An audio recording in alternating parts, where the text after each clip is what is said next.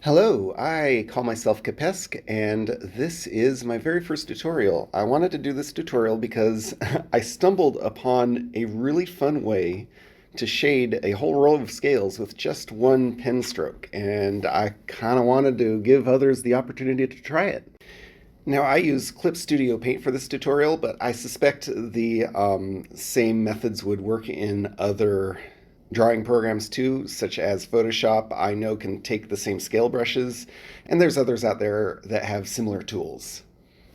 So here's what you do. First, you need a scale brush. And I use the brushes that were released by an amazing artist named Sea Salt Shrimp. You can find her on Ko-fi here. There is another artist named Noctim Tenbris who also has some brushes that work well for this technique. So go ahead and look either of them up. They're great. I am going to use Sea Salt Shrimp's brushes for this tutorial. And I am going to give this noodle some scales. I'm going to grab the Arrowhead Scales 1, and I'm going to zoom in a little. I'm going to pick the base color for this, so the main color of the body of the noodle. Now, if you have a brighter colored piece, you could, instead of starting with the body color for the detailing, you start with the lighting color, and that will allow you to get a shine on the tips of the scales. I'm going to create a new layer. Remember to name that layer. Back Scale Detail. And I'm just going to draw in a row of scales along this man's back. Now, you might have to try a few times to get it just right. I know my hands are not the most steady in the world, so I tend to have to give it 3 or 4 good tries to get a nice clean row of scales. But once you do that, you can go on to the next step. These scale brushes tend to be a little faint, so I like to duplicate that layer and merge them together so that they're a little more strong.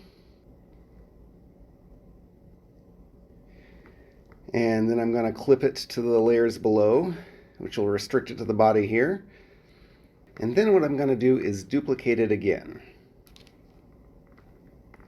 And then I'm going to give it an overlay to conform a little bit more to the shading on the noodle here.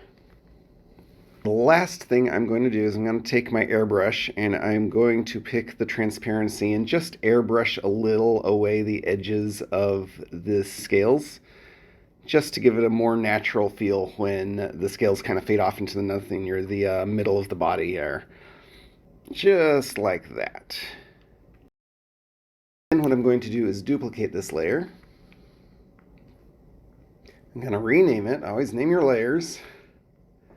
This is going to be the shading layer.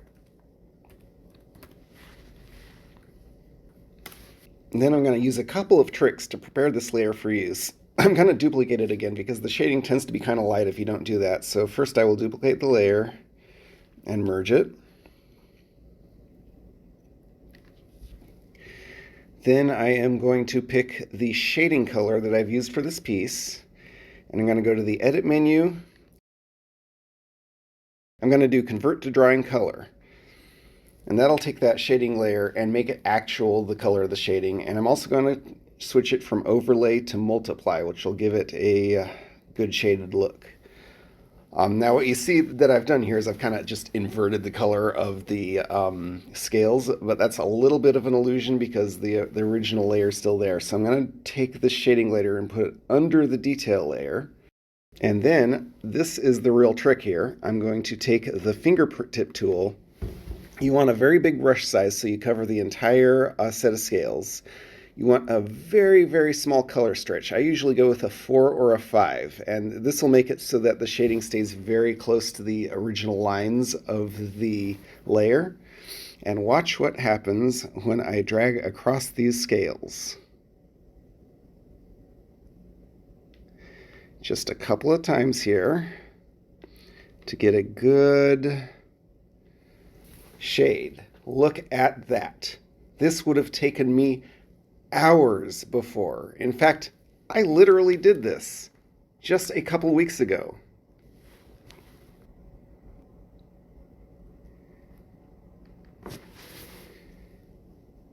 I drew this guy and I hand drew all of these little scales and hand shaded them. I used sea salt shrimp scale brush as a template, but I drew the scales over the brush, I shaded the scales, I lit the scales. It literally took me weeks.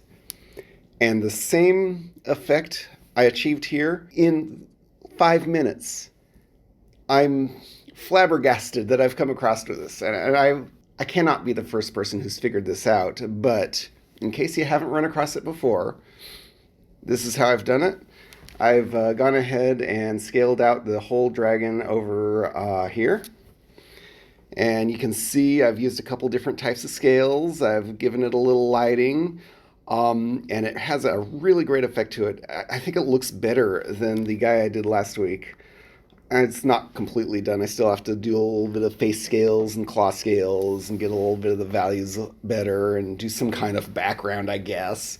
But I'm really happy with this technique, and it's going to be such a massive time saver for me in the future. So good luck. Give it a try.